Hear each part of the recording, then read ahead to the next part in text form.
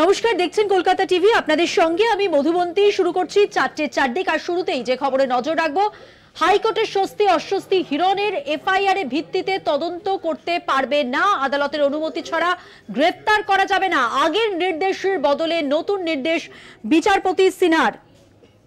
অর্থাৎ হিরণের বিরুদ্ধে তদন্ত চালাতে পারবে পুলিশ, তবে এখনই গ্রেফতার নয়, এই নির্দেশই দেওয়া হয়েছে হাইকোর্টের পক্ষ থেকে। তৃণমূলের ব্লক প্রেসিডেন্টের অভিযোগের ভিত্তিতে ভোটের আগে ঘাটাল থানায় হিরণের বিরুদ্ধে একটি এফআইআর দায়ের করা হয়। তাতে স্থগিতাদেশ দিয়েছিল আদালত। সোমবার অর্থাৎ আজ সেই তদন্ত চালানোর অনুমতি মিলেছে। ঘাটালের বিজেপি প্রার্থী হিরণ চট্টোপাধ্যায়ের বিরুদ্ধে যে এফআইআর দায়ের করা হয়েছিল তার ভিত্তিতে তদন্ত চালাতে পারবে পুলিশ, তবে এখনই হিরণকে গ্রেফতার করা যাবে না। আজ এই সংক্রান্ত মামলার শুনানিতে এমনটাই জানিয়ে দেওয়া হলো কলকাতা হাইকোর্টের পক্ষ থেকে। জানালেন কলকাতা হাইকোর্টের বিচারপতি অমৃতা সিনহা। এর আগে এই মামলায় তিনি তদন্তে স্থগিতাদেশ দিয়েছিলেন। ভোট মিটে যাওয়ার পর আবার তদন্ত চালিয়ে নিয়ে যাওয়ার অনুমতি পুলিশকে দিলেন বিচারপতি।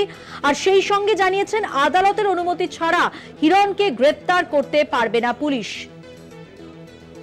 গত 18 মে ঘাটাল তৃণমূলের ব্লক প্রেসিডেন্ট দিলীপ মাঝির অভিযোগের ভিত্তিতে ঘাটাল থানায় একটি এফআইআর দায়ের করা হয়। আর সেখানে হিরণ সহ 3 জনের নাম ছিল। অভিযোগ, ঘাটালের তৃণমূল প্রার্থী তথা অভিনেতা দেবের একটি ভুয়ো অডিও তৈরি করে সমাজ মাধ্যমে ছড়িয়ে দেওয়া হয়েছে। আর এভাবে ভোটের আগে দেবের ভাবমূর্তি নষ্ট করার চেষ্টা করা হয়েছে। আর ওই অডিওতে স্পর্শকাতর বিষয় ছিল বলে পুলিশকে জানিয়েছিলেন অভিযোগকারী। অডিওতে দেবের কণ্ঠস্বর বিকৃত করা হয়েছে বলেও অভিযোগ করেন তিনি। আর তার আরো অভিযোগ ছিল দেবের বিরুদ্ধে সন্ত্রাসবাদী, খুনি, আতঙ্কবাদী ইত্যাদি শব্দ ব্যবহার করা হয়েছে সেখানে। এই এফআইআর কে চ্যালেঞ্জ করে হিরণ আদালতে যান। এফআইআর এর নাম থাকা ঘাটালের স্থানীয় বিজেপি নেতা তিনিও মামলা করেন ওই এফআইআর এর বিরুদ্ধে, এবং বিচারপতি সিনহা ঘাটালে ভোটের আগে ওই তদন্তে স্থগিতাদেশ দিয়েছিলেন। জানিয়েছিলেন পরবর্তী নির্দেশ না দেওয়া পর্যন্ত পুলিশ এই এফআইআর এর ভিত্তিতে তদন্ত করতে পারবে না। আজ সেই স্থগিতাদেশ তুলে নেওয়া হলো। হিরণের বিরুদ্ধে তদন্ত চালাতে পারবে পুলিশ, তবে এখনই গ্রেফতার নয়, এই নির্দেশই দিল আজকে হাইকোর্ট। তৃণমূলের ব্লক প্রেসিডেন্টের অভিযোগের ভিত্তিতে ভোটের আগে ঘাটাল থানায় হিরণের বিরুদ্ধে একটি এফআইআর দায়ের হয়। তাতে স্থগিতাদেশ দিয়েছিল আদালত। আজ সেই তদন্ত চালানোর অনুমতি মিলল।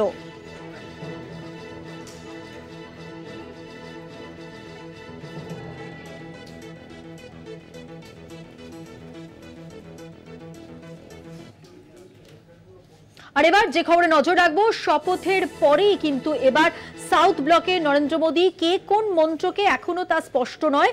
বিজেপির হাতে ঠিক কোন কোন মন্ত্রক আসছে, শরিকরা কোন কোন মন্ত্রক পাচ্ছে। রবিবার মোদী ছাড়াও শপথ নিয়েছেন 71 জন মন্ত্রী। বিজেপি থেকে 60 জন মন্ত্রী, শরিকদের থেকে 11 জন মন্ত্রী। আজ সেই মন্ত্রক বন্টন হতে পারে, এমনটাই সূত্রের খবর।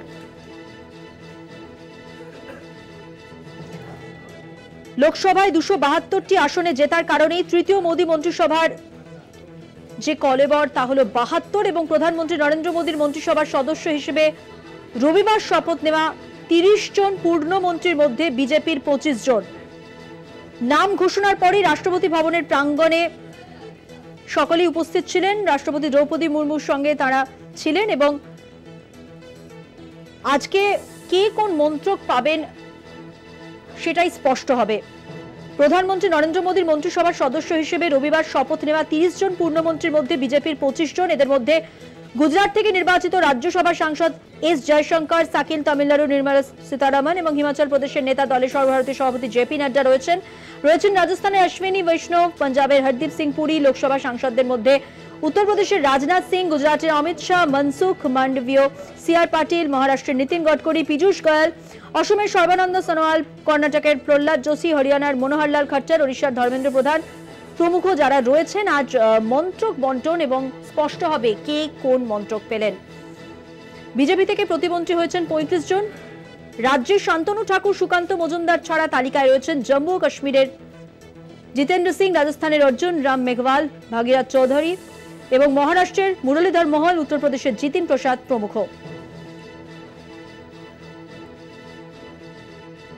সংসদের কোনো কক্ষের সদস্য না হয়ে মন্ত্রিসভায় ঠাঁই পেয়েছেন কেরলের জর্জ কুরিয়েন এবং পাঞ্জাবের রবনীত সিং বিট্টু। সব মিলিয়ে শপথের পরের দিন সাউথ ব্লকে মোদী কে কোন মন্ত্রক পাবেন সেই দিকেই নজর সকলের।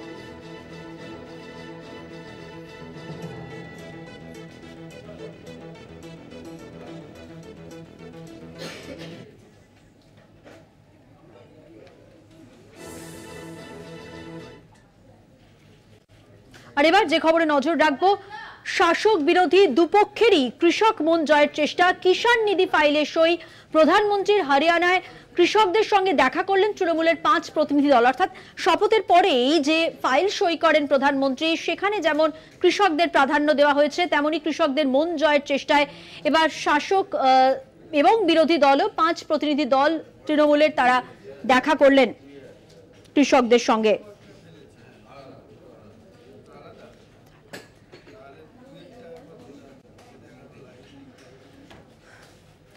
শাসক বিরোধী দুপক্ষেরই কৃষক মন জয়ের চেষ্টা, কিষাণ নিধি ফাইলে সই। প্রধানমন্ত্রীর হরিয়ানায় কৃষকদের সঙ্গে অন্যদিকে দেখা করলেন তৃণমূলের 5 প্রতিনিধি দল। দলনেত্রীর নির্দেশ, 5 জন সদস্য তারা দেখা করলেন। হরিয়ানার খনৌরিতে যান ডেরেক ওব্রায়েন, মোহাম্মদ নদিমুল হক, দোলা সেন, সাগরিকা ঘোষ, সাকেত গোখলে। দেখছেন সেই ছবি।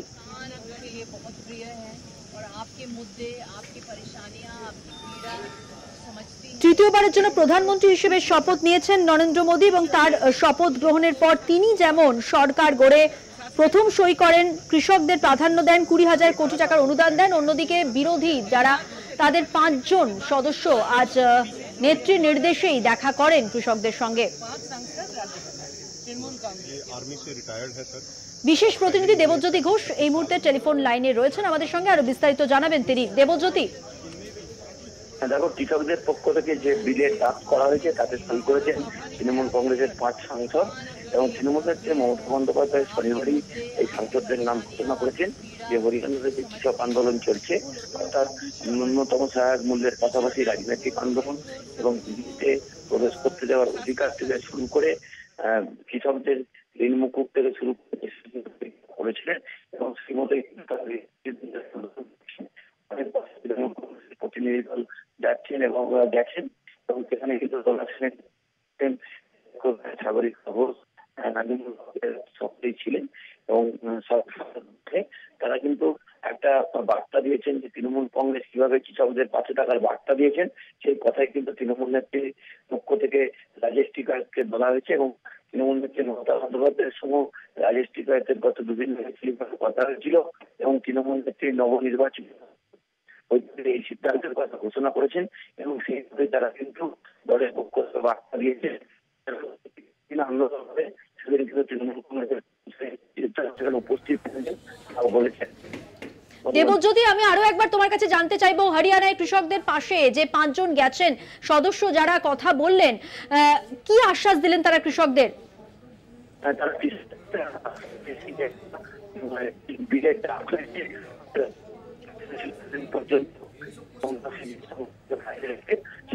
দেবজ্যোতি, তোমার কথা যান্ত্রিক কারণে আমাদের কাছে স্পষ্টভাবে পৌঁছচ্ছে না, পরবর্তী সময় তোমার কাছ থেকে আরো আপডেট নেব। আপাতত ধন্যবাদ তোমাকে। বিশেষ প্রতিনিধি দেবজ্যোতি ঘোষ আমাদের সঙ্গে ছিলেন টেলিফোন লাইনে।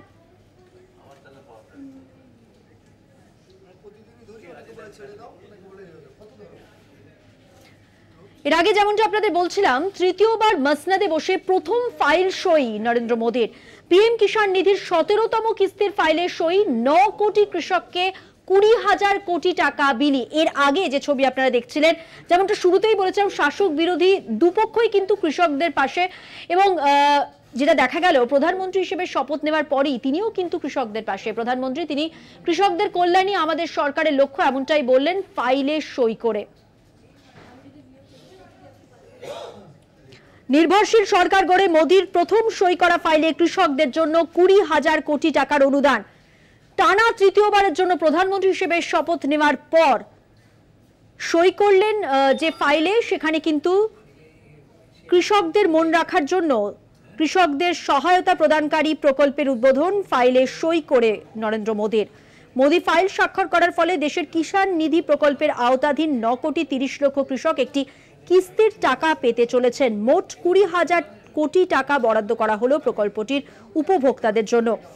ফাইলে স্বাক্ষর করার পর মোদী বলেন, আমাদের সরকার কৃষকদের কল্যাণে দায়বদ্ধ, দায়িত্ব নিয়ে কৃষকদের কল্যাণের সঙ্গে সম্পর্কিত ফাইলে স্বাক্ষর করলাম। আগামী দিনে আমি কৃষক এবং দেশের কৃষি ক্ষেত্রের জন্য আরো বেশি কাজ করে যেতে চাই। অর্থাৎ কৃষকদের পাশে এই মুহূর্তে যেটা দেখা যাচ্ছে, শাসক বিরোধী সকলেই।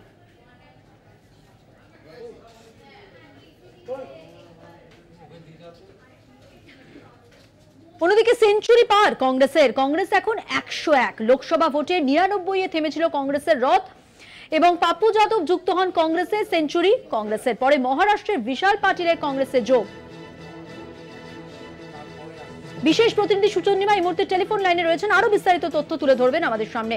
সুচন্দ্রিমা, দেখো 99 থেকে যারা কংগ্রেসের দুজন নির্দল প্রার্থীকে নিয়ে 100-র গণ্ডি পেরোনো, এটা কিন্তু কংগ্রেস নেতৃত্ব শুধু সাফল্য হিসাবেই নয়, তারা আশাবাদী আগামী দিনেও এভাবে কংগ্রেসের হাত ধরতে সক্ষম হবেন অনেকেই। কারণ এই নির্বাচনে তাদের যে স্লোগানই ছিল হাত বদলেগা হালাত, তাই কোথাও নির্দল প্রার্থী হিসাবে পাপ্পু যাদব বিহারের অন্যতম যার সহযোগিতা দেখা গিয়েছিল ভারত জোড়ো ন্যায় যাত্রার সময়, যে পূর্ণিয়াতে রাহুল গান্ধীর জনসভা হয়েছিল এবং যে খান দিয়ে তার যাত্রা গিয়েছিল, বিপুল জনসংখ্যা এবং বিপুল জনসংখ্যার মধ্যে যুব সম্প্রদায়ের একটা উপস্থিতি, যা পাপ্পু যাদবের একেবারে কোর ভোটার বলে পরিচিত, তারা কিন্তু সমর্থন জানিয়েছিলেন। তখনই কোথাও মনে হচ্ছিল যে পূর্ণিয়া শুধু নয়, বিহারের পূর্বাংশ থেকে যা বাংলা একেবারে লাগোয়া, সেখান থেকে কিন্তু কংগ্রেসের একটা ভালো ফলাফল বেরিয়ে আসবে। অন্যদিকে মহারাষ্ট্রে বিশাল পাটিল নির্দল হিসেবে তিনি দাঁড়িয়েছিলেন এবং এই দুজন তারা কংগ্রেসের সঙ্গে শুধু সমর্থন দিয়েছেন তা নয়, তারা কংগ্রেসে অফিসিয়ালি যোগদান করে মানে তারা কিন্তু এবার কংগ্রেসের যে পার্লামেন্টারি কমিটি বা তার সদস্য হিসেবে কিন্তু সব মিটিং এ যোগ দিতে পারবেন বলে ঘোষণা করা হয়েছে। বিশাল পাটিল মল্লিকার্জুন খার্গের সঙ্গে দেখা করেছেন, পাপ্পু যাদব প্রিয়াঙ্কা গান্ধীর সঙ্গে দেখা করেছেকরেছেন এবং অফিসিয়ালি তাদের কংগ্রেসে যোগদান হওয়ার খবরের পরেই কিন্তু 99 থেকে এগিয়ে কংগ্রেস কিন্তু লুডোর যে চাল তাতে কিন্তু 101-এর ঘরে পৌঁছে গিয়েছে। তাই সাত লুডোর এই খেলাতে কোথাও কিন্তু একটু এগিয়ে গিয়ে নিজেদের যেমন শক্তি প্রদর্শন করার যে লড়াই, তাতে যেমন কংগ্রেস এখনো রয়েছে সেটা তারা জানাচ্ছে। অন্যদিকে তারা প্রতিপক্ষ হিসাবেই আরো শক্তিশালী হিসাবে প্রতিপক্ষ যে লড়াই দিতে পারে সংসদে, তার জন্য কিন্তু প্রস্তুতি নিচ্ছে। ইতিমধ্যেই বিভিন্ন জায়গায় যেটা খবর ছড়াতে শুরু করেছে যে পার্লামেন্টারি যে কমিটি, সেখানে নেতৃত্ব যেমন দেবেন সোনিয়া গান্ধী, যেমন আগেও সেই নেতৃত্ব ছিলেন, তেমনই বিরোধী দলনেতা হিসেবে রাহুল গান্ধী কিন্তু একেবারে জোর কদমে লড়াইয়ে নামবেন। তাই সংসদের অধিবেশন শুধু সময়ের অপেক্ষা এবং সময়ের অপেক্ষার মধ্যে কংগ্রেস নিজেদের রণকৌশল ঠিক করতে চাইছে যে কিভাবে তারা আক্রমণে নামবে এই সরকার, যা কোয়ালিশন গভর্নমেন্টে এবারে মোদি 3.0-তে সংসদে তারা থাকবেন। কারণ এনডিএ বনাম ইন্ডিয়ার যে লড়াই, তাতে এনডিএ কে ছত্রভঙ্গ করতে কংগ্রেস কোনো কৌশল যেমন ছাড়বে না, ঠিক তেমন ভাবে ইন্ডিয়ার জোটশরিক যারা, তারাও কিন্তু পরিষ্কার ভাবে এটা চাইছে যে শুরুর থেকেই একটা আক্রমণাত্মক লড়াই সংসদে তারা দেখাতে পারবে। সেক্ষেত্রে সংসদের অধিবেশন বয়কট নয়, কিন্তু সংসদে আলোচনার মধ্যে, অর্থাৎ অধিবেশনের মধ্যে থেকেই তারা কিভাবে সেই ফাইটটা দিতে পারেন, আলোচনা কিন্তু সেই স্তরেই রয়েছে। তাই খুশির খবর কংগ্রেসের জন্য যে তারা 100-র গণ্ডি পেরিয়ে 101-এ পৌঁছেছে, তাদের নম্বর বেড়েছে। তাই দেখার আগামী দিনে এই দায়িত্ব বাড়ার সঙ্গে সঙ্গে তাদের ভূমিকা কতটা বৃদ্ধি পায়। অনেক ধন্যবাদ, কথা বললাম আমাদের বিশেষ প্রতিনিধি সুচন্দ্রিমার সঙ্গে।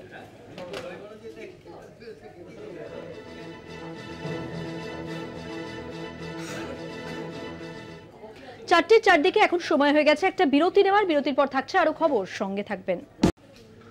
ফিরলাম বিরতির পর, এবার যে খবরে নজর রাখবো, আবার পূর্ব মেদিনীপুরে বেআইনি বাজি কারখানায় বিস্ফোরণ।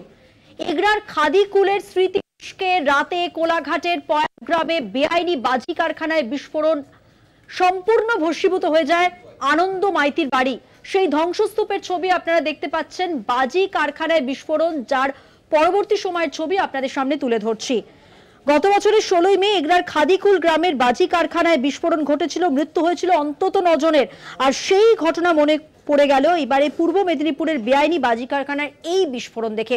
ভয়াবহ বিস্ফোরণ, পরবর্তী সময়ের ছবি আপনাদের সামনে তুলে ধরছি। সৌম্যদীপ চট্টোপাধ্যায় এই মুহূর্তে আমাদের সঙ্গে প্রতিনিধি টেলিফোন লাইনে রয়েছেন, আরো বিস্তারিত তথ্য আমাদের সামনে তুলে ধরবেন। সৌম্যদীপ, এখনো পর্যন্ত কি পরিস্থিতি, কিভাবে এই বিস্ফোরণ ঘটলো, কি জানা যাচ্ছে?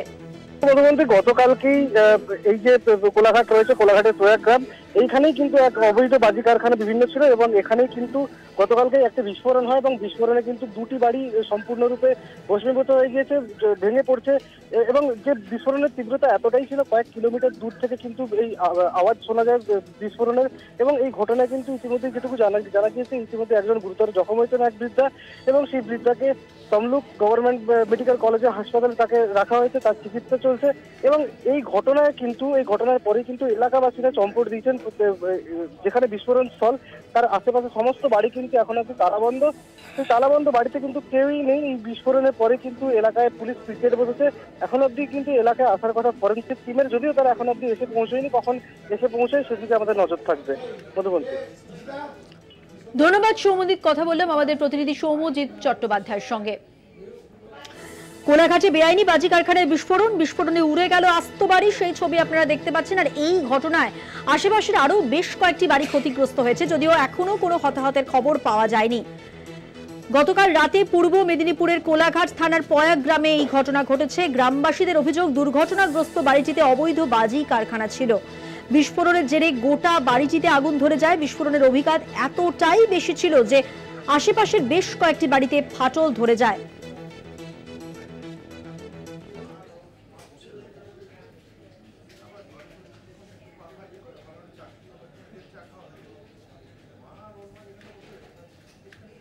এবার চোখ রাখবো কসবায় তৃণমূলের গোষ্ঠীদ্বন্দ্বের অভিযোগ যেটা উঠেছে সেই ঘটনায়।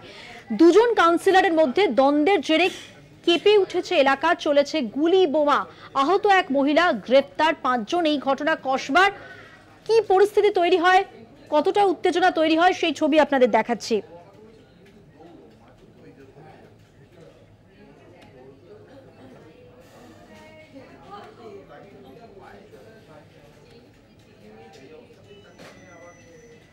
উত্তপ্ত কসবা দেখতে পাচ্ছেন সেই ছবি। লোকসভা নির্বাচনের ফল ঘোষণার পর থেকেই ভোট পরবর্তী হিংসা চলছে রাজ্যের নানা প্রান্তে, শহর থেকে জেলার সব জায়গাতেই কিন্তু একই ছবি উঠে আসছে। উত্তপ্ত হয়ে উঠল কলকাতার কসবা এলাকা। ভোট মিটতেই কলকাতা শহরের বিভিন্ন জায়গা থেকেই সংঘর্ষের খবর আসছে। কোথাও কোথাও খবর পাওয়া যাচ্ছে তৃণমূলের গোষ্ঠী কোন্দলের লড়াই। এরকমই একটি ঘটনা ঘটেছে কসবার ইন্দু পার্কে। তৃণমূলের গোষ্ঠী কোন্দলে শনিবারের পর রবিবারও দফায় দফায় উত্তপ্ত হয়ে উঠল কসবা। রিয়া মাঝি প্রতিনিধি এই মুহূর্তে টেলিফোন লাইনে রয়েছেন, আরো বিস্তারিত তথ্য জেনে নেব তার কাছ থেকে। এই যে গোষ্ঠীদ্বন্দ্বের অভিযোগ এবং যার ফলে যা হয়েছে আমরা দেখতেই পাচ্ছি, সিসিটিভি ফুটেজও রয়েছে, কি কারণে এতটা উত্তপ্ত হয়ে উঠল পরিস্থিতি?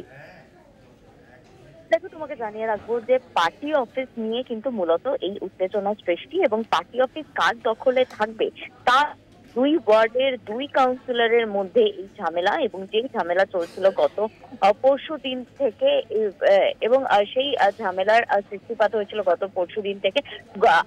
গতকালকে যেটা দেখা গেল যে 107 নম্বর এবং 108 নম্বর ওয়ার্ডের যারা কাউন্সিলর আছে তারা এই যে তাদের মধ্যে যে এই ঝামেলা সেটা কিন্তু চরমে গিয়ে পৌঁছায়। কারণ 108 নম্বর ওয়ার্ডের যিনি কাউন্সিলর রয়েছেন সুশান্ত ঘোষ, তিনি অভিযোগ করেছেন যে 107 নম্বর ওয়ার্ডের যিনি কাউন্সিলর লিপিকা হাজরা, তিনি জোর করে তার পার্টি অফিস দখল নিতে চাইছে এবং সেই কারণের জন্য ভাড়া করা গুন্ডা পাঠিয়েছে। সেই কারণের জন্যই কিন্তু এই উত্তেজনা সৃষ্টি হয়েছে গতকাল, এবং সুশান্ত ঘোষের যারা অনুগামীরা রয়েছে তাদের উপরে চড়াও হয়েছে লিপিকা হাজরার যারা অনুগামীরা রয়েছে বলে এমনটাই কিন্তু তিনি অভিযোগ এনেছেন। এবং তিনি আরো বলেছেন যে ভাড়া করা গুন্ডা দিয়ে গুলি চালানো হয়েছে এবং একই সঙ্গে বোমা বৃষ্টিও করা হয়েছে বলে এমনটাই অভিযোগ এনেছেন 108 নম্বর ওয়ার্ডের কাউন্সিলর। এবং পাশাপাশি যেটা দেখা যাচ্ছে 107 নম্বর ওয়ার্ডের যিনি কাউন্সিলর তিনিও পাল্টা অভিযোগ করেছেন যে এই যে পার্টি অফিস সেটা জোর করে হাতিয়ে নিয়েছে এই 108 নম্বর ওয়ার্ডের কাউন্সিলর। এই নিয়ে কিন্তু যে ঝামেলা সেটা চরমে যায়। এবং গতকাল কিন্তু যেটা দেখা যায় যে বোমা বৃষ্টি হয়েছে এবং যে অভিযোগ আনছে যে বোমা বৃষ্টি এবং একই সঙ্গে গুলি চলেছে। ঘটনাস্থলে পুলিশ যায়, পুলিশ গিয়ে কিন্তু সেখান থেকে গুলির খোল উদ্ধার করেছে। ইতিমধ্যেই 5 জনকে গ্রেপ্তার করা হয়েছে এবং যে সিসিটিভি আমরা দেখাচ্ছি সেই সিসিটিভিতে যে চিত্র ধরা পড়ছে যেটা গতকাল রাতের, সেই সিসিটিভি ফুটেজ ইতিমধ্যেই বাজেয়াপ্ত করেছে পুলিশ এবং একাধিক সিসিটিভি খতিয়ে দেখা হচ্ছে। এবং এর সঙ্গে আরো কারা কারা যুক্ত রয়েছে এবং যে অভিযোগ এনেছে সুশান্ত ঘোষ তার অভিযোগ কতটা সত্যতা রয়েছে সেই সমস্ত কিছু কিন্তু ইতিমধ্যেই খতিয়ে দেখছে। একদমই রিয়া, ধন্যবাদ তোমাকে। কথা বললাম আমাদের প্রতিনিধি রিয়া মাঝির সঙ্গে।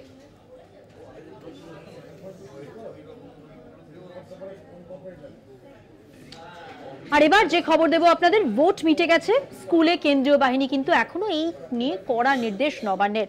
স্কুলে রাখা যাবে না কেন্দ্রীয় বাহিনী রাখার বিকল্প জায়গা তাহলে খুঁজতে হবে। কলকাতা পুলিশের সিপিকে বিকল্প ব্যবস্থা খুঁজে বার করার বা ব্যবস্থা করার নির্দেশ দেওয়া হয়েছে। একাধিক স্কুলে কেন্দ্রীয় বাহিনী থাকার জন্য চালু করতে পারা যাচ্ছে না স্কুল, এমনটাই সূত্রের খবর। আরো জানবো, আমাদের সঙ্গে রয়েছেন আমাদের বিশেষ প্রতিনিধি দীপ্তিমান ভট্টাচার্য। দীপ্তিমান, কি খবর রয়েছে? জানা যাচ্ছে যে ভোট মিটে গেলে স্কুলে এখন স্কুলে জেলার স্কুলগুলোতে কিন্তু এখনো কেন্দ্রীয় বাহিনী রয়েছে, সেই জন্য এই কেন্দ্রীয় বাহিনী সরিয়ে নেওয়ার জন্য কিন্তু তৎপর হতে বলেছে নবান্ন। এবং যেটা জানা যাচ্ছে যে এখনো পর্যন্ত 400 কোম্পানি কেন্দ্রীয় বাহিনী কিন্তু রাখার নির্দেশ দিয়েছিল নির্বাচন কমিশন, এবং 19শে জুন পর্যন্ত থাকার কথা এই যে এক্সেস যে কেন্দ্রীয় বাহিনী রয়েছে, 400 কোম্পানি যে কেন্দ্রীয় বাহিনী রয়েছে তারা। এবং গরমের ছুটি পার হয়ে গেছে এবং ছাত্রছাত্রীদের জন্য কিন্তু স্কুল এখন খুলে গেছে। সুতরাং এই অবস্থাতে মূলত উত্তর 24 পরগনা, দক্ষিণ 24 পরগনার মতন জেলাগুলোতে কিন্তু এই নিয়ে ব্যাপক ক্ষোভ সৃষ্টি হয়েছে, এবং নবান্ন কিন্তু ইতিমধ্যেই নির্দেশ দিয়েছে, যে কড়া নির্দেশ দিয়েছে যে করে হোক গরমের ছুটির পর কিন্তু স্কুলে যাতে ছাত্রছাত্রীরা যেতে পারে সেই দিকে যেন ব্যবস্থা করা যায়, সেই দিকে নজর দিতে বলা হয়েছে। এখন দেখার বিষয় যে স্কুল কিভাবে চালু করা যায়, এবং গরমে বেশ স্কুল বন্ধ ছিল এবং এখন চালু করে কিভাবে স্কুলের এই 400 কোম্পানি যে বিভিন্ন জেলায় ছুটি রয়েছে তাদেরকে অন্য কোথায় শিফট করা যায় সেদিকে নজর দিতে বলা হয়। ধন্যবাদ দীপ্তিমান। কথা বললাম আমাদের বিশেষ প্রতিনিধি দীপ্তিমান ভট্টাচার্যের সঙ্গে।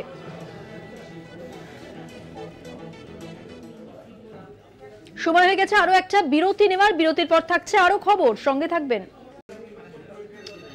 দিলীপ ঘোষের পর এবার অনুপম হাজরা। বঙ্গ বিজেপি সংগঠনকে একেবারে তুলোধনা নাম না করে 3 জন বিজেপির নেতাকে আক্রমণও করলেন। বঙ্গ বিজেপির হেডকোয়ার্টার এখন ঘুঘুর বাসা। সারা বছর এসির হাওয়া খেয়ে সংগঠন হয় না, 70% জায়গায় বুথ এজেন্ট দিতে পারেনি, বিস্ফোরক মন্তব্য করেছেন অনুপম হাজরা। কথা বলবো, আমাদের প্রতিনিধি মনা বীরবংশী টেলিফোন লাইনে রয়েছেন। মনা, এর আগেও আমরা অনুপম হাজরাকে দেখেছি বিস্ফোরক মন্তব্য করতে, দলের বিরুদ্ধে অনেক কথাই তিনি বলেছেন। দিলীপ ঘোষ তো বলেইছেন ভোটের রেজাল্টের পর। সব মিলিয়ে এবারে যে আক্রমণ করলেন অনুপম হাজরা, সেখানে তিনি কি স্পষ্ট করলেন, কোন কোন বিষয়গুলো তুলে ধরলেন? দেখো, একেবারেই তাই মধুবন্তী। তুমি জানো যে বিশেষ করে 24-এর যে লোকসভা নির্বাচনের ফলাফল ঘোষণা হওয়ার পর বিশেষ করে বঙ্গে বিজেপির যে ভরাডুবি ফল বা রেজাল্ট, সেটা নিয়ে তুমি জানো যে বিশেষ করে অনুপম হাজরা এতদিন যাবৎ সমাজ মাধ্যমে সে কিন্তু পোস্ট করেছিল রাজ্য বিজেপির বিরুদ্ধে। এবার কিন্তু অনুপম সরাসরি ক্যামেরার সামনে বিস্ফোরক অভিযোগ করলো, সেটা কিন্তু বলা যেতে পারে। দেখো তিনি কি বলছেন। তিনি যেটা বলছেন, এই যে ভরাডুবি অবস্থা, তুমি জানো যে কেন্দ্রীয় স্বরাষ্ট্রমন্ত্রী অমিত শাহ তিনি কিন্তু যে আসন বেঁধে দিয়েছিল 35টি আসন, সেখানে থেকে নেমে একেবারে সরাসরি পারো। তুমি দেখাচ্ছ 19-এর যে লোকসভা নির্বাচন হচ্ছে 18টা সিট পেয়েছিল, তার থেকেও কম। এই যে ফল, ভয়ঙ্কর একটা ভরাডুবি ফল, সেটা নিয়ে কিন্তু অনুপম রীতিমতো কিন্তু বিস্ফোরক মন্তব্য করেন। তিনি যেটা বলছেন যে রাজ্য বিজেপির সল্টলেকের যে হেডকোয়ার্টার বিজেপির অফিস, সেটি কিন্তু ঘুঘুর বাসায় পরিণত হয়েছে। সেই ঘুঘুর বাসাকে ভাঙতে হবে। এই ঘুঘুর বাসায় 3 জন ঘুঘু বসে থাকে, অর্থাৎ নাম না করে অমিতাভ চক্রবর্তী থেকে শুরু করে শুভেন্দু অধিকারী, এমনকি সুকান্ত মজুমদার, এদেরকে কিন্তু কার্যত সরাসরি নাম না করে কিন্তু অনুপম আক্রমণ করছে। এবং অনুপম বলছে যে বিশেষ করে এই যারা রাজ্য নেতৃত্ব আছে, নাম না করে শুভেন্দু, সুকান্ত, অমিতাভ চক্রবর্তী বলছেন যে এদেরকে জেলা যারা বিজেপির পদে রয়েছেন, যারা চেয়ারে রয়েছেন, তারা শুধুমাত্র তাদেরকে তেলবাজি করলেই মূলত পদে থাকা যায়, ইয়েস ম্যান হতে হবে এদের কাছে। একাধিক কিন্তু বুড়ি বুড়ি অভিযোগ এই মুহূর্তে সামনে নিয়ে এসছে।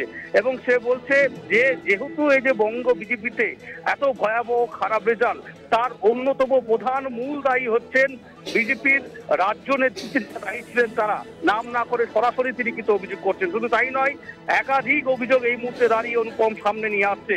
অনুপম বলছে দিলীপ ঘোষ, যেগুলো উইনিং ক্যান্ডিডেট ছিলেন, দিলীপ ঘোষ, অগ্নিমিত্রা পাল, যারা বিজেপির জেতা প্রার্থী ছিল, তাদেরকে পরিকল্পনা করে অনুপম নিজে বলছে যে তাদেরকে চক্রান্ত করে তাদের যে নিজ কেন্দ্র সেখান থেকে নিয়ে এসে অন্যত্র নিয়ে জায়গায় তাদেরকে দাঁড় করিয়ে চক্রান্ত করে হারানো হয়েছে। এই ধরনের একাধিক গুরুতর মারাত্মক পাহাড় পোয়ানো অভিযোগ কিন্তু অনুপম সামনে নিয়ে আসছে। আর এই অভিযোগ সামনে আসতেই রীতিমতো কিন্তু আলোড়ন, রীতিমতো কিন্তু চাঞ্চল্য ছড়িয়েছে অবশ্যই জেলা রাজনৈতিক মহলে তো বটেই, রাজ্য রাজনীতিতেও কিন্তু রীতিমতো কিন্তু তোলপাড় হয়েছে, সেটা কিন্তু বলা যেতে পারে।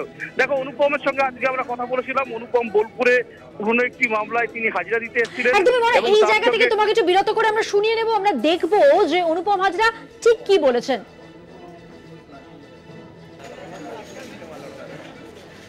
চালান তারাই হচ্ছে এটার দায়ী, কারণ মেন এটার মানে একটা সমাধান তো করতে হবে যে বছরের পর বছর বঙ্গ বিজেপি হারবে আর প্রত্যেকবার এরপরের বার ভালো করব, এই টুমোরো নেভার ডাইজ এই থিওরিটাকে এবারে থামাতে হবে, এটা নিজেদেরকে সান্ত্বনা দেওয়া। তো ফলে এই সল্টলেকে বঙ্গ বিজেপির যেটা হেডকোয়ার্টার, সেখানে এই ঘুঘুর বাসাটাকে ভাঙতে হবে। 2-3 জন ঘুঘু এসি রুমে বসে থাকে সারা বছর, সেই ঘুঘুর বাসাটাকে ভাঙতে হবে আর বুথের জন্য লোক তৈরি করতে হবে। এটা হচ্ছে একমাত্র সমাধান। তাহলে বঙ্গ বিজেপির যদি কিছুটা সংস্কার হয়, তাহলে মানে অন্তত আগামী দিনে আমরা ভালো রেজাল্ট আশা করতে পারি। রাজনীতির মেইন কথা হচ্ছে বুথে, শেষ কথা। অতএব ওই র্যালিতে মানে দিল্লি থেকে কোনো বড় নেতা এলো আর র্যালিতে প্রচুর লোক হয়ে গেল, সেটাই ফেসবুকে বড় করে দিলাম, দারুণ লোক হয়েছে। সে দেখুন, একটা পকেট মার্কেট দেখতেও মানে যখন মারধর হয় তখনও 500টা লোক আছে। আবার প্রধানমন্ত্রী যখন নামেন হেলিকপ্টার দেখতেও 5000 লোক আসে। তার মানে ওই 5000 লোক যে বিজেপিকে ভোট দেবে সেটা কোনো গ্যারান্টি নেই। আপনাকে বুথের লোক তৈরি করতে হবে, বুথের টিম তৈরি করতে হবে। এখানে হচ্ছে সব কাগজে কলমে। এই বোলপুর লোকসভার কথা বলছি, আপনি খোঁজ নিয়ে দেখুন যে ওই যা বুথের কমিটি, আমার মনে হয় 70% বুথ কমিটি তৈরি হয়নি, সব কাগজে কলমে। অনুপম হাজরা যা বলতে চেয়েছেন আপনাদের সামনে তুলে ধরলাম। অনুপম হাজরা দিলীপ ঘোষের পর বঙ্গ বিজেপির বিপর্যয়ের পর সংগঠনকেই দায়ী করেছেন এবং 3 জনের উদ্দেশ্যে তিনি যা বলেছেন সেখানে নাম না করেই 3 বিজেপি নেতাকে আক্রমণ করেছেন এবং বলেছেন বঙ্গ বিজেপির হেডকোয়ার্টার এখন ঘুঘুর বাসা, সারা বছর এসির হাওয়া খেয়ে সংগঠন হয় না, 70% জায়গায় বুথ এজেন্ট দিতে পারেনি। বিস্ফোরক মন্তব্য অনুপম হাজরার।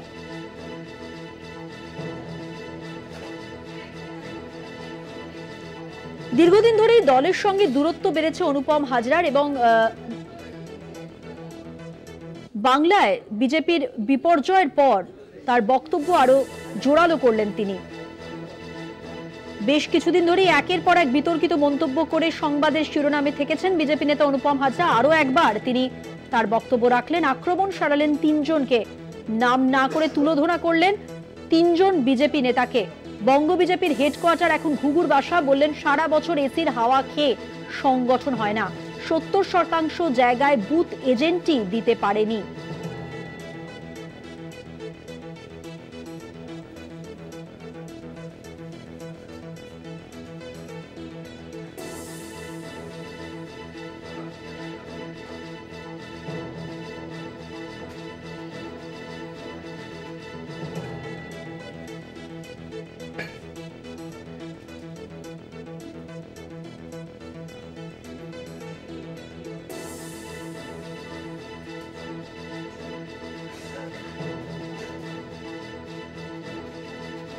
তৃণমূল বীরভূমের কোর কমিটির আহ্বায়ক বিকাশ রায়চৌধুরী এই মুহূর্তে আমাদের সঙ্গে টেলিফোন লাইনে রয়েছে। বিকাশ বাবু, দীর্ঘদিন ধরেই দলের সঙ্গে দূরত্ব বেড়েছে অনুপম হাজরা, একের পর এক মন্তব্য তিনি করেওছেন, সংগঠনের বিরুদ্ধাচারণও করেছেন এবং এরপর আজ তিনি বললেন যে বঙ্গ বিজেপির সংগঠনকে তিনি আক্রমণ করলেন এবং 3 জন বিজেপির নেতাকে একেবারে নাম না করে আক্রমণ করলেন। বঙ্গ বিজেপির হেডকোয়ার্টার এখন ঘুঘুর বাসা, বললেন সারা বছর এসির হাওয়া খেয়ে সংগঠন হয় না, 70% জায়গায় বুথ এজেন্টই দিতে পারেনি।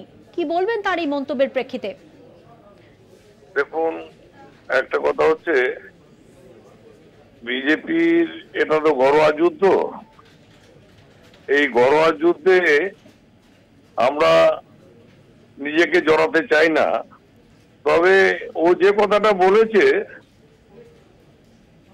কারা এর সঙ্গে জড়িয়ে আছে তা জানি না। তবে আমি বলবো যে ওইভাবে ঠান্ডা করে বসে সংগঠন হয় না, সংগঠনকে মজবুত করা যায় না, আর মানুষের আত্মবিশ্বাসও পাওয়া যায় না। আমরা এটুকু বলি, আমাদের নেত্রী মমতা ব্যানার্জি, অভিষেক ব্যানার্জি নেতা আমাদের যে পরামর্শ দেন আমরা সেই পরামর্শ মতো কাজ করি। আমাদের দলে 2 জন সুপ্রিমো মমতা ব্যানার্জি 1 নম্বর, 2 নম্বর হচ্ছে অভিষেক ব্যানার্জি। সুতরাং সেক্ষেত্রে আমাদের দলের দ্বিতীয় বিকল্প বলে কিছু আছে বলে আমরা মনে করি না। সুতরাং এই দুজন যা বলেন আমরা সবাই মেনে নিই এবং সেইভাবেই কাজটা করি। আর ওখানে আমরা একটা লক্ষ্য করেছি, ওদের তো এখানে কে নেতৃত্ব দিচ্ছে, কার নেতৃত্বকে কে ভরসা করে, এইটাই সম্বন্ধে আমরা নিজে জানা নেই আমাদের। কারণ যেভাবে যত দিন যাচ্ছে দলটা পিছিয়ে যাচ্ছে, এর জন্যে আমি জানি না অনুপম যে কথাটা বলেছে সেই কথার সঙ্গে ওদের প্রত্যেকটা নেতা এবং নেত্রীর মধ্যে বিরাট অমিল রয়েছে। অনেক ধন্যবাদ কথা বলার জন্য।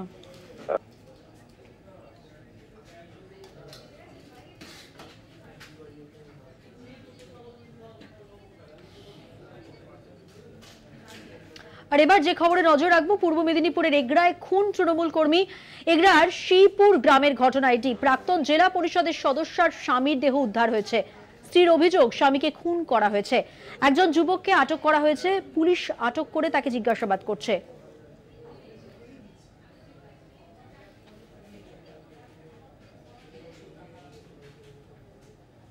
পূর্ব মেদিনীপুরের এগরায় খুন তৃণমূল কর্মী। এগরার শ্রীপুর গ্রামের ঘটনা এটি।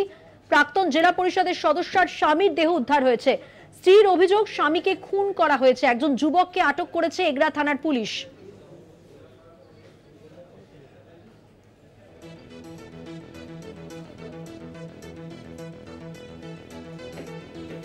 পূর্ব মেদিনীপুরের এগরার ঘটনা, তৃণমূল কর্মী খুন। এগরার শ্রীপুর গ্রামের ঘটনা। প্রাক্তন জেলা পরিষদের সদস্যার স্বামীর দেহ উদ্ধার হয়েছে। স্বামীকে খুন করা হয়েছে এমনটাই অভিযোগ স্ত্রীর। একজন যুবককে আটক করেছে পুলিশ এবং জিজ্ঞাসাবাদ করছে।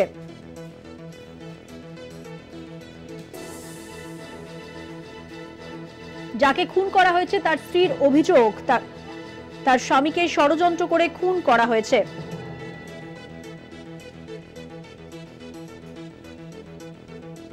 তৃণমূল কর্মী খুন, একজন যুবককে এই ঘটনায় আটক করা হয়েছে।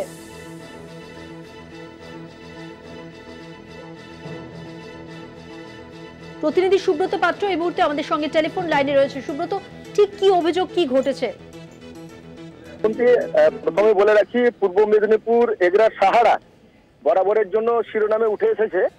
তো প্রথমেই যখন হয়েছিল পঞ্চায়েত নির্বাচনের সময় যে বাজি বিস্ফোরণ হয়েছিল, সেই বাজি বিস্ফোরণে প্রায় 12 জনের মতো মারা গিয়েছিল। তারপরেই হলো কি না, ওখান থেকে বোমা উদ্ধার হয়েছিল। বোমা উদ্ধারকে কেন্দ্র করে সাহারায় ব্যাপক উত্তেজনা তৈরি হয়েছিল। তারপরেই হঠাৎ করে আজকে সকালবেলা প্রাক্তন জেলা পরিষদের সদস্যা অঞ্জনা বিশালের স্বামী অর্থাৎ আশিস বিশালের দেহ উদ্ধার হয় পুকুর থেকে। এই নিয়ে এলাকায় চাঞ্চল্য ছড়ায়। সেই পরিপ্রেক্ষিতে এগরা থানায় খবর এলে এগরা থানার পুলিশ গিয়ে মৃতদেহটি উদ্ধার করে এগরা সুপার স্পেশালিটি হাসপাতালে নিয়ে গেলে চিকিৎসক আশিস বাবুকে মৃত বলে ঘোষণা করে। এই নিয়ে এলাকায় চাপানুতোর শুরু হয়েছে। অপরদিকে সাহারা অঞ্চল তৃণমূল কংগ্রেসের সভাপতি স্বপন সিংহ তিনি বলছেন যে আমাদের প্রাক্তন জেলা পরিষদের সদস্যা অঞ্জনা বিশালের স্বামী তিনি তৃণমূল কংগ্রেস করতেন এবং সেই জায়গা থেকে তাকে বাড়ি থেকে ডেকে নিয়ে গিয়ে মদ্যপান করিয়ে তাকে মারধর করা হয়েছে এবং মারধর করে তাকে খুন করে তাকে পুকুরে ফেলে দেওয়া হয়েছে। অপরদিকে মৃত আশিস বিশালের ছেলে অশেষ বিশাল তিনি বলছেন যে বাবাকে তুলে নিয়ে গিয়ে প্ল্যান করে পরিকল্পনা করে মদ্যপান করিয়ে তার মাথাতে আঘাত করা হয়েছে এবং আঘাত করে তাকে খুন করা হয়েছে। খুন করে তাকে পুকুরের জলে ফেলে দেওয়া হয়েছে। ধন্যবাদ, আপাতত ধন্যবাদ তোমাকে। কথা বললাম আমাদের প্রতিনিধি সুব্রত পাত্রের সঙ্গে।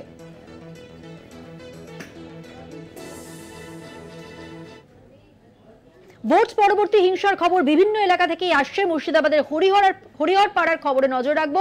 তৃণমূল কর্মী খুন, সেখানে গুলি করে খুন। রাতে বাড়ি ফেরার সময় দুষ্কৃতী হামলার ঘটনা। বাইক থামিয়ে পরপর গুলি চালায় দুষ্কৃতীরা। বহরমপুরের হাসপাতালে মৃত্যু সনাতন ঘোষের। কথা বলবো, আমাদের সঙ্গে রয়েছেন আমাদের প্রতিনিধি কল্যাণ চন্দ্র। কল্যাণ, বিজেপি আশ্রয় দুষ্কৃতীদের বিরুদ্ধে অভিযোগ অস্বীকারও করেছে বিজেপি। সব মিলিয়ে পুলিশ কি বলছে?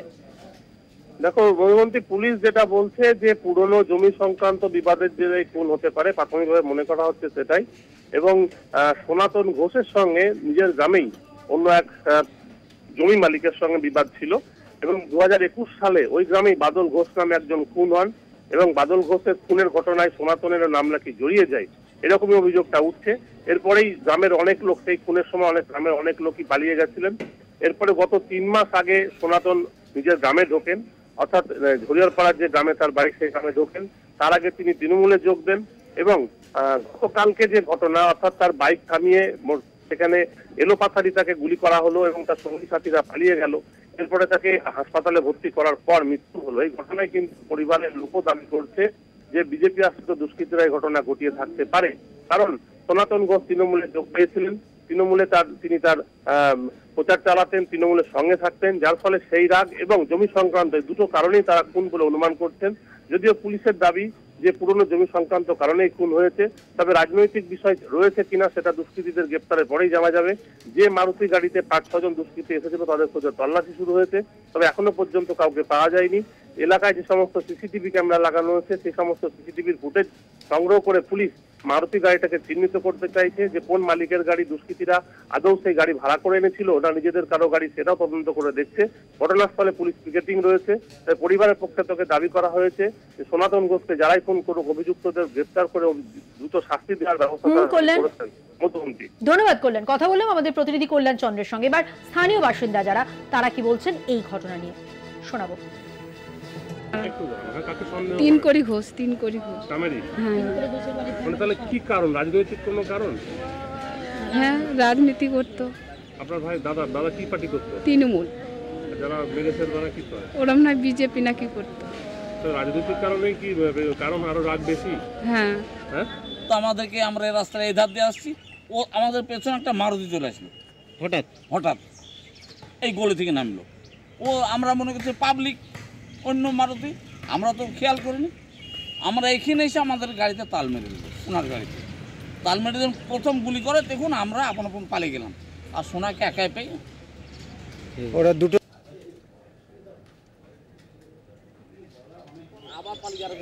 এই ঘটনা নিয়ে স্থানীয় তৃণমূল এবং বিজেপির পক্ষ থেকে ঠিক কি বলা হচ্ছে এখন পরপর শোনাবো। ওখানে তো একটা বিষয় রয়েছে, কেন কি ওই বুথটা বরাবরই শ্রীপুর পাড়াগ্রাম যেটা, ওখানে বিজেপির একটা বড় উৎপাত এবার ভোটে ওটা লিড করেছে। তো এই বিষয়টা নিয়ে হয়তো পার্টির কোনো একটা ব্যাপার থাকতে পারে, এখনো স্পষ্ট হয়ে বোঝা যাচ্ছে না। পার্টির ব্যাপার আছে। বিজেপির দিকে নাকি? হ্যাঁ, 100% বিজেপির দিকে, এখানে বিজেপি করেছে এটা। না, এরকম কোনো ঘটনা নেই, তদন্ত করলে পাওয়া যাবে। কেন গোটা মুর্শিদাবাদ জেলা না, ওটা বাংলা জুড়ে তৃণমূলের সন্ত্রাস চলছে, ভোট পরবর্তী হিংসা চলছে। আপনারা 21 বিধানসভা নির্বাচনের পরেও দেখেছিলেন 27 দিনে 26 জন খুন হয়েছিল। আজকে 4 জুনের পর আপনি দেখতে পাচ্ছেন কোথাও মিছিল থেকে গিয়ে দোকানে হামলা, কোথাও প্রধান মেম্বারকে মারা হচ্ছে, কোথাও বিজেপির চারিধারে কর্মীদেরকে ধমকানো চমকানো হচ্ছে। একবারে নির্বাচনের পর বিরোধী রাজনীতি করার অধিকারকে কেড়ে নিয়েছে তৃণমূল। আজকে যেভাবে ভোট বাড়ছে বিজেপি, এতে রাতের ঘুম ছুটে যাচ্ছে। এরকম কোনো ঘটনা নয়, এটা জমি সংক্রান্ত ব্যাপার, আপনারা ভালো করে খোঁজ নেন।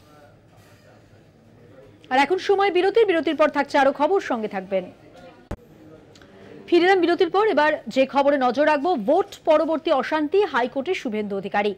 ভোট পরবর্তী অশান্তির জেরে অনেকেই আক্রান্তদের নিরাপত্তা সুনিশ্চিত করতে আদালত পদক্ষেপ নিক। প্রধান বিচারপতির বেঞ্চে মামলা বিরোধী দলনেতার, আর চলতি সপ্তাহে শুনানি রয়েছে এই মামলার।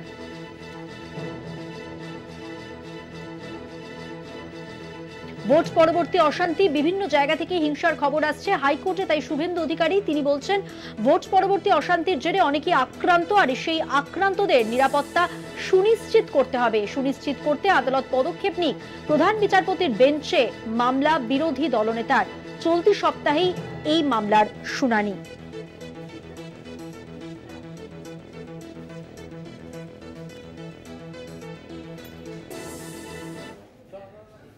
জানি রাখি, রাজ্যের 4টি বিধানসভার উপনির্বাচন 10ই জুলাই। 14ই জুন বিজ্ঞপ্তি জারি করবে কমিশন। রানাঘাট, দক্ষিণ বাগদা, রায়গঞ্জে উপনির্বাচন, একই দিনে উপনির্বাচন মানিকতলাতেও। কথা বলবো, আমাদের সঙ্গে টেলিফোন লাইনে রয়েছেন আমাদের প্রতিনিধি সত্য সুন্দর ভট্টাচার্য। সত্য সুন্দর, কি খবর রয়েছে বিস্তারিত জানাও। দেখো, রাজ্যের 4টি বিধানসভার উপনির্বাচন আগামী 10ই জুলাই অনুষ্ঠিত হবে, এমনটাই কিন্তু নির্বাচন কমিশন সূত্রে জানা গিয়েছে। এবং সেক্ষেত্রে আগামী 14ই জুন এই 4টি বিধানসভার উপনির্বাচনের বিজ্ঞপ্তি জারি করবে নির্বাচন কমিশন। এবং বিজ্ঞপ্তি জারির সাথে সাথেই নির্বাচনী আচরণবিধি এই 4টি বিধানসভা এলাকায় সেটি লাগু হয়ে যাবে। শুধু তাই নয়, যেদিন বিজ্ঞপ্তি জারি হচ্ছে অর্থাৎ আগামী 14ই জুন, সেদিন থেকেই কিন্তু এই 4টি কেন্দ্রে যে রাজনৈতিক প্রতিদ্বন্দ্বিতাকারী যে সমস্ত প্রার্থীরা রয়েছেন তারা নিজেদের মনোনয়নপত্র জমা দিতে পারবেন, এমনটাই কিন্তু যে নির্বাচন কমিশন সূত্রে জানা গিয়েছে। অন্যদিকে আগামী 10ই জুলাই যে 4টি বিধানসভার উপনির্বাচন হচ্ছে তার মধ্যে রাজ্যের যে মানিকতলা বিধানসভাটি রয়েছে সেটি দীর্ঘদিন ধরে আইনি জটিলতার কারণে সেখানে নির্বাচন করা যায়নি। সেই মানিকতলাতেও উপনির্বাচন হবে এবং এই 4টি বিধানসভার উপনির্বাচনের ফল ঘোষণা হবে আগামী 13ই জুলাই। ধন্যবাদ সত্য সুন্দর। কথা বললাম আমাদের প্রতিনিধি সত্য সুন্দর ভট্টাচার্যের সঙ্গে।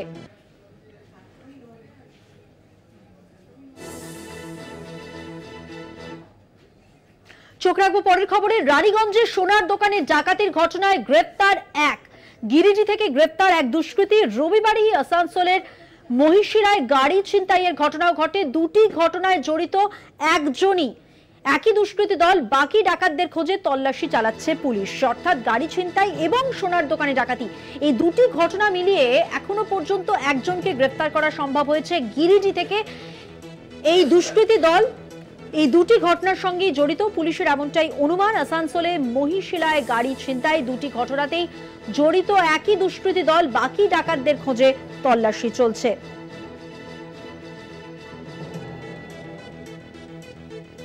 রানীগঞ্জের ঘটনা, পবিত্র বন্দ্যোপাধ্যায় প্রতিনিধি এই মুহূর্তে আমাদের সঙ্গে টেলিফোন লাইনে রয়েছে। পবিত্র, দুটি ঘটনা ঘটেছে, গাড়ি ছিনতাই এবং সোনার দোকানে ডাকাতি, এবং দুটি ঘটনাতেই একজনই রয়েছে এবং যাকে গ্রেফতার করা হয়েছে এবং একটি দুষ্কৃতী দল জড়িত এমনটাই পুলিশের অনুমান। সব মিলিয়ে পুলিশ সূত্রে কি জানা যাচ্ছে? আসানসোলে যে কালকে দুটি ঘটনা ঘটে, একটি হচ্ছে আসানসোলের যে রানীগঞ্জ, সেই রানীগঞ্জের যে তোমার সোনার দোকানে ডাকাতি এবং চম্পট। তারপর তারা আসানসোলে গিয়ে আসানসোলে মহিশিলা কলোনিতে চক্রবর্তী মোড়ে গিয়ে সেখান থেকে গাড়ি ছিনতাই করে চম্পট দেওয়া এবং যার গাড়ি তাকে গুলি করে তারা চম্পট দেয় গাড়ি নিয়ে। এই ঘটনা কাল থেকে আমরা যেমন দর্শকদের জানাচ্ছি এবং এই ঘটনার পরে তারা চম্পট দেয় ঝাড়খণ্ডের দিকে এবং এই খবর পাওয়ার পরে আসানসোল দুর্গাপুর পুলিশ কমিশনারের পুলিশ যোগাযোগ করে ঝাড়খণ্ডের পুলিশের সঙ্গে এবং তারাও সেখানে নাকা তল্লাশি শুরু করে এবং রাত্রেবেলায় এই যে ডাকাতিতে জড়িত 7-8 জন যুবক, তারাই আবার জড়িত ছিল যে আসানসোলের মহিশিলায় 4 চাকা গাড়ি ছিনতাই। এই যে একটি দল দুটি জায়গায় কাণ্ড ঘটায় এবং সেই তাদেরকে রাত্রেবেলায় তাকে একজনকে, যে 7 জন 8 জনের মধ্যে একজন মাত্র ধরা পড়ে। এবং তোমাকে বলে রাখি যে পুলিশ সেখান থেকে যে সোনার কিছু গহনা উদ্ধার করে এবং 4 চাকা গাড়িটিও উদ্ধার করে পুলিশ সেখান থেকে এবং তাদের একজন গ্রেফতার করে, সুরেশ কুমার সিং নাম। সে তার বিহার অঞ্চলের বাসিন্দা, বিহারের বাসিন্দা এবং তাকে আজকে আসানসোল যে আদালত, সেই আদালতে আসানসোল দুর্গাপুর পুলিশ কমিশনারের আসানসোল দক্ষিণ থানা পেশ করে এবং পেশ করার পরে তার দীর্ঘ শুনানির পরে বিচারক এই যে সুরেশ কুমার সিংকে পুনরায় 14 দিনের জেল হেফাজতের নির্দেশ দেয়। মধুমন্তী, ধন্যবাদ পবিত্র। কথা বললাম আমাদের প্রতিনিধি পবিত্র বন্দ্যোপাধ্যায়ের সঙ্গে।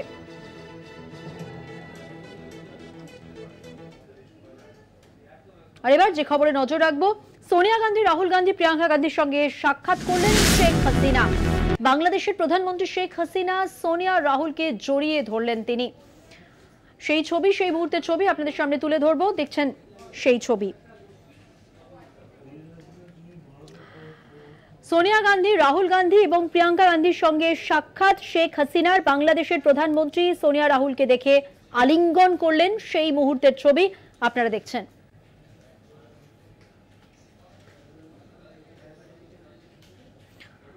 একটু আগে যে ছবি আপনাদের দেখাচ্ছিলাম, সোনিয়া গান্ধী, রাহুল গান্ধী তাদের সঙ্গে সাক্ষাতের পরই শেখ হাসিনা তাদের আলিঙ্গন করলেন। এবার যে ছবি দেখাবো, অত্যন্ত মর্মান্তিক ঘটনা ঘটেছে মোদী মন্ত্রিসভার শপথের দিনই জম্মু কাশ্মীরে জঙ্গি নাশকতা। রিয়াসি জেলায় পুণ্যার্থীদের বাসে হামলার ঘটনা ঘটেছে। নিহত 10, জখম 33। হামলার দায় স্বীকার পাক জঙ্গি সংগঠন TRF এর। তদন্তে NIA। নিহতের 10 লক্ষ এবং আহতের 50,000 টাকা ক্ষতিপূরণ সরকারের পক্ষ থেকে। দেখুন।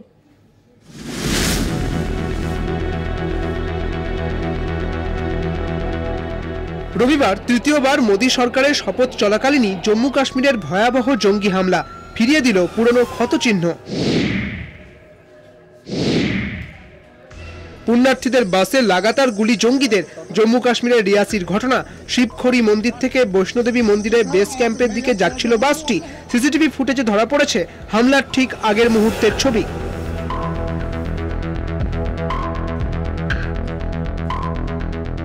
কিভাবে হামলার हार हिम करा अभिज्ञता জানালেন প্রত্যক্ষদর্শীরা। मैंने अपने आंख से केवल एक लोग को देखा था जो ऑन रोड पे बीच रोड में खड़ा था और फायरिंग कर रहा था। उसके बाद में 2 मिनट के बाद में बस जो है खाई में गिर गई। गिरने के बाद भी काफी टाइम तक फायरिंग हुआ। हम लोग सब वापस लौट रहे थे दर्शन करने के बाद में। बस अचानक जो है बस पहाड़ से नीचे उतर रही थी, तभी देखा हमने कि जो है ऑन रोड पे एक व्यक्ति है जो काला पट्टी बांधे हुए था, मिलिट्री का जैसा ड्रेस पहने हुआ था और वो फायरिंग कर रहा था।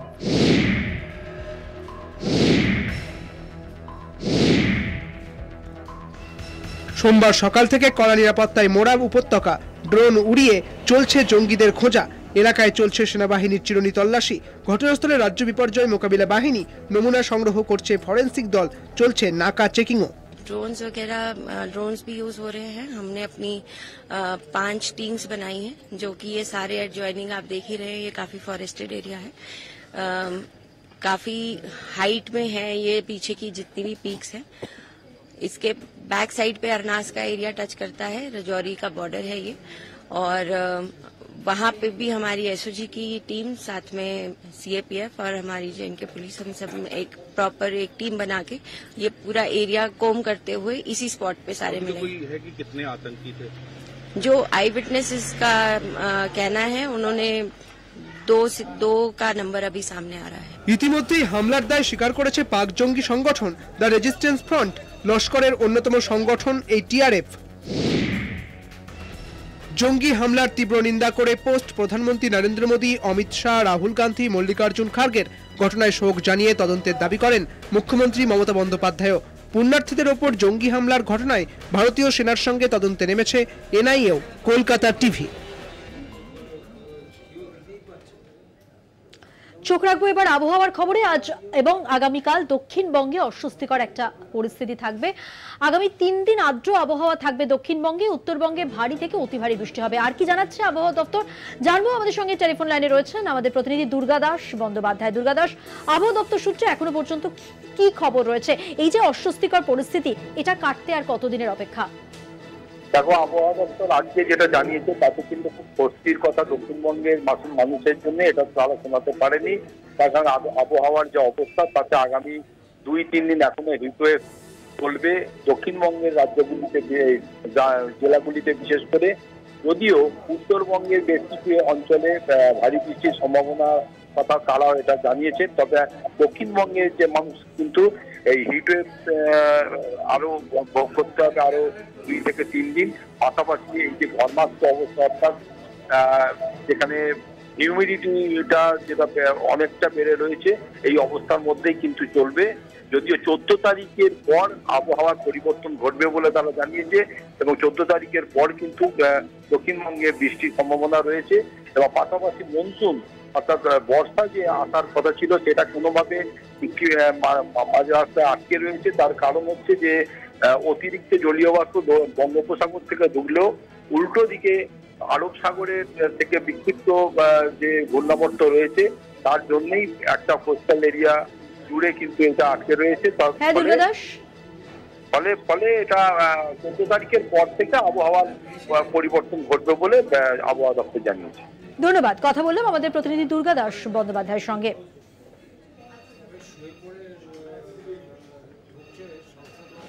আর এই সব নিয়ে আজকের মতো 4টে 4 দিক দেখতে থাকুন কলকাতা টিভি। রাত দিন 7 দিন।